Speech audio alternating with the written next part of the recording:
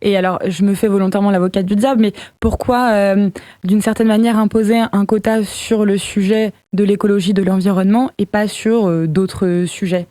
Est-ce que c'est pas quelque part une entrave à la liberté de la presse ? Ça pourrait être un des messages de vos détracteurs, j'imagine. Qu'est-ce que vous répondez à ça ? En fait, théoriquement, aujourd'hui, c'est encadré.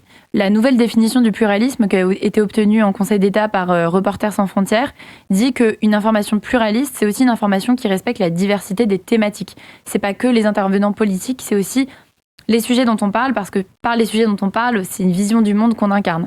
Et donc, en fait, théoriquement, ce qu'ils disent, c'est pas tant qu'il y a un quota sur chacun des sujets, mais qu'il y a une nécessité de représenter la diversité des thématiques qui fondent l'espace civique, si on veut, enfin le débat public.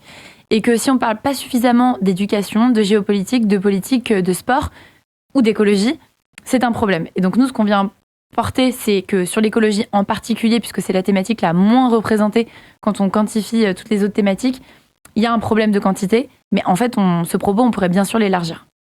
Et peut-être sur le sujet de est-ce que ça porte atteinte à la liberté d'expression, il y a un sujet, c'est que la liberté d'expression des journalistes n'est pas équivalente à la liberté d'expression des citoyens. Les journalistes sont des professionnels qui obéissent à des cadres déontologiques et des cadres professionnels de production de l'information. Et donc, il y a beaucoup de choses qui s'appliquent à eux. Et entre autres, cette obligation du pluralisme est de porter des opinions diversifiées. Et donc, nous, c'est vraiment là qu'on va travailler. C'est comment est-ce qu'en fait, on applique le droit existant.